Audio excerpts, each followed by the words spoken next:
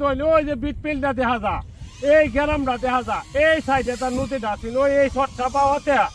এই মনে 50 কেরকে 2 দিনের ভিতরে ভাঙ্গিয়া পড়েছে গা একটা দন্নি পরে 10 মন 5 মন 10টা গরইব ফইরাই দুন বাইশা গেছে গা ও দুই বিটপিলটা দেখা যা ওই আলাদিলা গাছটা দেখা যা বিটপিলটা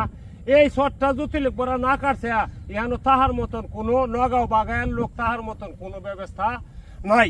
দেখছো কত বড় শর্টটা পাইছে মনে 15-16 কের ক্ষেত্রে এই এলাকাটা তো আর ধান ক্ষেত ছাড়া আর কোনো আয় নাই এই ধান ক্ষেত ছাড়া আয় নাই এই যে রাস্তাটা আমরা অষ্টগ্রাম যাই অষ্টগ্রাম হয়েছে কলেজ স্কুল থানা একটা রুগী লিয়ে গেলে অষ্টগ্রাম সদর হাসপাতালে যাওয়ার লাগে এত অষ্টগ্রাম সদর হাসপাতালে যাইবার মতন কোনো ব্যবস্থা নাই এই রাস্তাটা যদি না করে এই ধান ক্ষেত যাইবার মতন কোনো ব্যবস্থা নাই উটো মানুষ চলাচলের কোনো ব্যবস্থা নাই নগাঁওয়ের মানুষ নগাঁও বাগায়ের মানুষ বাগায়া এরকম একটা পরিস্থিতির মাঝে আমরা ফইরা লইছি ওখান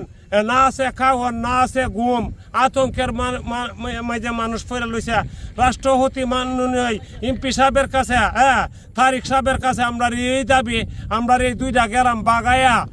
নগাঁও এই 2টা গ্রামের বাসায় আপনার কাছে আমরা এই অনুরোধ এই আবেদন আনাইলে বাঁচার মতন কিছুদিনের বেতে অতি শীঘ্র এটার একটা ব্যবস্থা যদি না করেন এই 2টা গ্রামের লোক এখান থেকে যাইতে কইব ওই 2টা গ্রামে নিতে 5 থেকে 6,000 লোক কইব 6,000 লোক কইব এই লোকে আমরা কি করুম এই যে 10টা ঘর গেছে গা বাইশা এই 2 দিনের ভিতরে দেখবেন এই যে নদীর ফারের দিয়ে ঘর সবটা বাইশা যাবো গাই গ্রাম নাই বাঁচার মতন নগাঁও বাগায়া বাঁচার মতন কোনো ব্যবস্থা নাই শুধু একটা ব্যবস্থা আমরা না করে দিন